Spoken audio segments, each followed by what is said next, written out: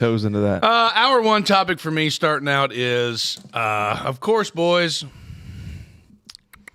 Orange Hat Brigade. Oh, yeah. Yeah. It's time to bust out the orange hats, boys, because it's time to let them fly. I preface this by saying Orange Hat Brigade / safety contact. When I worked back in the old coal mine, we were mining Mr. Peabody's coal. Every day before we'd get our instructions to head out to the mine, we would have a little toolbox talk. And the toolbox talk usually started out with safety contacts. Somebody would pick one. Sometimes they were pre-printed and everybody got them. But for me, I was always just, go to the blanket one, slips, trips, and falls, or, 3 points of contact or something that literally gets said, 7 days a week, probably one of those other ones. But I want to talk about something that I feel like is pretty heavily talked about with deer hunting. Not necessarily just orange hat deer hunting, like gun season, but like all of deer season. For everybody that hunts from an elevated platform, more or less. Yeah. I'd like to hit on a little bit of a tree stand safety talk real quick. Little story. About Jack and Diane? Nope. That was a little ditty. But I was informed that a friend of mine actually fell out of a tree stand last weekend and broke his back in 4 spots. Oh. Brutal. T's and P's. Brutal. Like T's and P's. He's no surgery. Serious T's and P's. Those aren't like joking T's and P's. No surgery. He's going to be able to wear a brace and do some therapy and get through it and everything like that, because I guess they were just like fractures in his vertebrae. I really don't know anything more than that. I could be completely wrong with my speculation, but that's a good, we try to bring truth, justice, in the American way I to the just people. know that I heard from his father that he's going to be okay and no surgery. So, but I think what happened, from what I gather, is that he was ascending up his ladder. That means climbing, Dave. Yeah, going up. He was ascending up his 16-foot ladder stand, and something happened to where one of the ladder sections became separated from the other, or it came unhooked from the platform, causing the ladder to therefore topple and sending him falling from 16 foot in the air. Now, mind you, when you're in the woods, it's not like a foam pit or a ball pit, as our kids jump and jive in. So I'm assuming there might have been some logs or some whatnots and have-yous. But the thing is they make these new products now. This is not a shameless plug. This is not a paid endorsement or anything, but it's like a lifeline type deal. It's got like a Pressix knot, which I'm always confused on how it works. Like, how do you, like, somehow, some way, you have to climb untethered, right? No, don't you have I'm not to? even sure what you're talking about. So, like, No, technically. If you watch those guys on like big job sites where they get up, you see them. They'll take their carabiner, isn't that what it is? And they'll clip, climb, take a second. They'll do the 2 carabiner thing. Well, I know, but what I'm saying is these lifelines, they'll tether to the tree up top, above your platform. So, like, when you're climbing, it has a Pressix knot. Do you know what a Pressix knot is? Nope. So it's like it's like a rope break style knot. We used it for high angle extrications and stuff. I don't know if you guys knew this, but I was kind of a rope rescue guru there for a while when I was at the mine. No, really. Yeah. Dave and I are just kind of. But like, anyway, the rope, like you slide up and you climb, and then you reach over and you slide your rope up, and then you climb some more and then you slide up. But then if you were to fall, that rope would cinch itself and it would cause friction, and it would. You drop a smidge, but it keep you from. You wouldn't fall to your demise. Probably rack the old family jewels. Well, yeah, depending on what kind of harness you had. But anyway, long story short, wear a freaking harness. And if you're going to wear a harness, make sure that it fits correctly, because there's another thing called compartment syndrome. Do you know what compartment syndrome is? I do. It's whenever you pinch off, like, say your femoral arteries, they run down there by your old gonads, right along your femur, and those Femur, femoral. femoral, whatever. But it'll cut the blood flow off, and then when you open them back up, lights out, because it's a terrible deal. But anyway, there's guys that like hang from trees, hang from safety harnesses a lot, and it's not good. So I don't know. I just wanted to talk about tree stand safety and everything like that. Just a quick little safety contact. I remember. What? Go ahead. Oh, so that's a good one. I thought like your safety contact was to like have somebody that you could call or text. Well, that too. That's where I thought you were going. Nice. With safety contact. Well, like a safety contact would be more of just kind of like an interaction, like just But yes, having a safety contact, that's another huge thing of hunting in general. Just letting someone know where you're going to be. Yeah. Maybe with these new fandangled smartphones we got now, you could like drop a pin where you're at and send it to like your wife or your partner or someone that, that you want to know where you're at, I guess you would say. Yeah. But There was a funny story. Friend of the program, Botch Ublor, I think he told us a story. He was hunting. No, maybe it was Scott Mundy. I may be getting them mixed up, but dropped their shotgun. oh yeah. This was pre-rifle. Dropped their shotgun down, and he's like, I'm standing there looking at it, and there was one chambered ready to go. And it's like, well, shoot. Like, that could have been, it kicks and you get an accidental discharge. That's a tough spot. I've dropped mine and broke my buttstock. Yeah.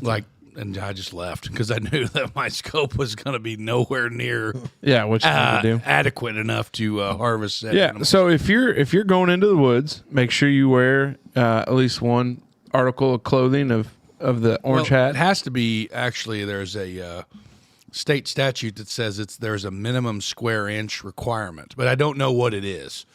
But it's usually like one full garment. Yeah. Well, you wear a hat. Or you can, like this would be legal. Something blaze orange has to be blaze orange. Yeah. But like most of the ground blinds, like one of the ground blinds that we set this weekend for the kids and I, which I will not be hunting it from an elevated position this weekend. I will be hunting on. So the you ground. put in a ground blind. Yeah. Like I told Corey, I was like, I'll just order one off Amazon. That's what I'm gonna do. He's like, it'll throw them all off. I'm like, he's dumb. I set mine up Wednesday or Monday of this week. And so now I'm just gonna sit behind a tree, which. It's fine. I mean, I killed my first deer on the ground like that, just sitting on the ground. Well, I have no interest in being in a tree. No, I mean, there are some like fat boy friendly tree stand options. Yeah, I'm not. I'm going to do like once the kids get on their own and they can, Max or Evelyn, like when she can, like I can get them set squared away. Like we'll leave about 5 hours before daybreak. So I have plenty of time to escort them and get them ready. Yeah. And then I will make my way to my tactical positioning, but no way, man. I've killed a couple deer I've killed deer on the ground before. Yeah, I don't think it's gonna matter. You can do it. I don't know. You'll be fine. That is if I stay awake. Deers are colorblind. There's a high probability, Dave. Dave, you wear flannel, don't you? No, I'm going to this year because Wyatt says I can't. And we're just going to prove him wrong. Yeah, I was actually thinking I need to get that. My 8th grade health teacher had this little like blood pressure pumper. Yeah. That she'd put a cigarette in. Uh-huh. Show you what your lungs did. I quit smoking. Yeah. But I think I need to puff through a pack of Marlboros. Oh, smoke them while you're hunting. Mm-hmm. Oh, dude, I drink. I mean, hunting Wyatt and drinking said beer there's is no not way good. I could shoot a deer with a bow wearing flannel. That's wrong. Has he ever met Mr. Fitzgerald? Has he ever seen I told any of plenty of people. Yeah, have you never seen the Fitzgerald hunting team? Has he ever heard of the man, the myth, the legend, Mr. Fred Bear himself, who hunted in a here's red the and black question. flannel? So do I need to? Because I thought about throwing on a little war paint too. Oh, I thought now. about doing a little. Well, like- anything. Here's the key. You want to know the key? Give me. Find a big enough tree to lean against, so it doesn't look like one of them big oak burls about 2 feet off. I got a little seat that straps around the tree. So Yeah, I those can are nice. Lean and sit on any tree I want. That's So I get a little. Really? Where'd you get that? I got to see that. It came from the Rural King. Oh, I might have to stop by. Yeah. You just But strap it around there so you can move from tree to tree and have Yeah. those. Like you're Here's not gonna another sit key. in it, but- Here's another thing too. So are you going to hunt around home? Not like Okay, well, I'll be in Holland, but not. okay, doesn't matter. So what you need to do is, before you decide to sit down, go ahead and take your foot, or hell, take a rake with you, and get all of the leaves and debris away from you in a big enough circle to where any kind of tactical foot movement or anything like that, a squirm, a squitch, a squatchy, you're not going to make any crunchy stuff. Yeah. Because you want to make sure that that's down to bare. So in reality, too, should I go just into the woods a little bit or be right on the edge? Depends on if you're by a field or not. Depends on what kind of field It'll is. be a field. Yeah, depends There's an on outcrop of trees in the field that I plan on sitting in. Well, because I believe they'll be coming out of the it bigger just depends woods. on what kind of gun you're using, which way the wind's blowing, what the weather's like. There's a lot of variables. Oh my goodness! I'm not lying to you. I'm just gonna go sit in the woods, just because. What kind? What are you gonna pack? I think Corey's got 270. Oh boy, He's got 2 of them ready to roll. bringing out the big dogs. I think it's what he's like. We ain't gonna mess with shotguns. He's like, there's no reason to. That's okay. I don't have any spot that I could shoot very far, so I just take a. Yeah. But the kids hunt with a 350 Legend, and then I have a 12 gauge. Which, by the way, I was pleasantly Maybe it's not a 270. unpleasantly let down by the. So I always shot Winchester BRI Sabbats, 3-ounce, Yep. 1-ounce Sabbat slugs.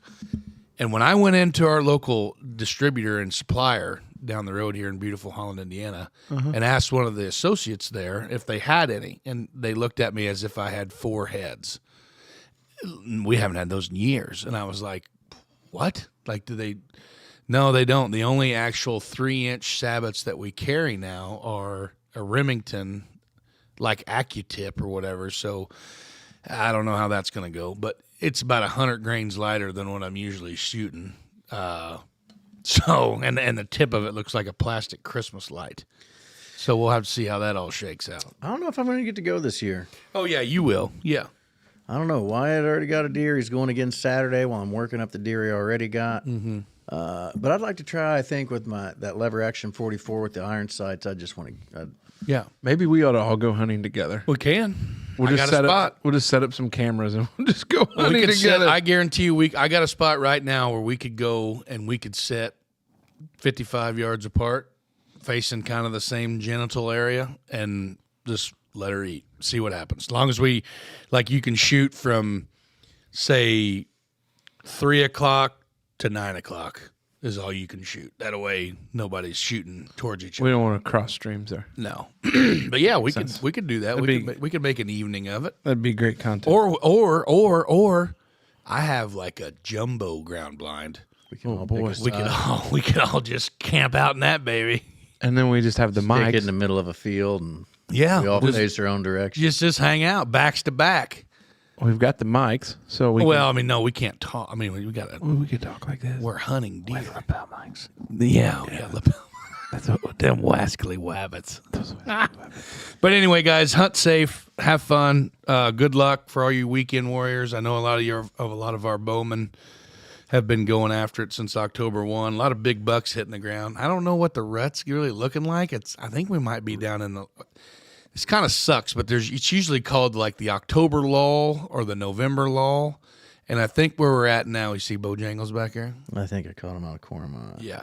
But like what happens is they get in this lockdown phase where they've already got the bucks have already got their does, or they've already went ahead and bred the first hot does, and now they're kind of cruising, waiting for, I don't know. So anyway, after about noon on opening day, any kind of like predetermined hunting tactics, you might as well just throw them out the window, because after the lead starts flying, it's all about being in the right place at the right time. Yeah. Well, and then getting back out there in the afternoon. If you got any pressure around. Well, you talk about that. So we did family photos with the in-laws.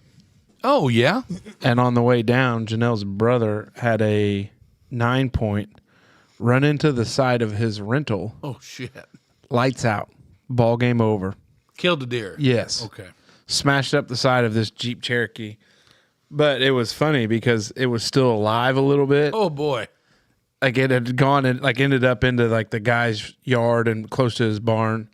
He didn't put it in the back seat like and then Tommy dropped. Boy, huh? No. Put it back, yeah!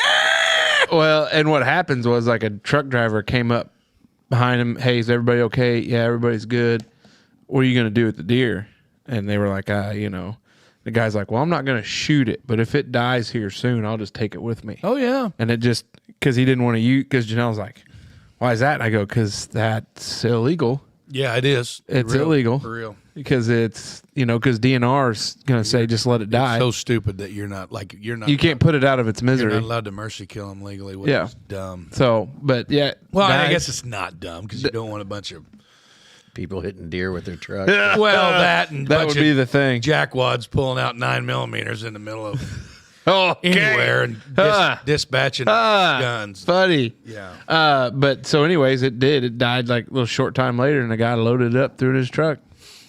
And I told Janelle, I was like, somebody's got a hell of a big, like a 9-point to I think it was 8 or 9, that they're going to put on the wall. And they didn't have to shoot it. Highly doubtful. I bet you they'll probably just take it home, cut the horns off, cut the back straps out, and throw the rest in the ditch. That's probably what'll happen. Maybe that'll happen. So, but anyway, yeah.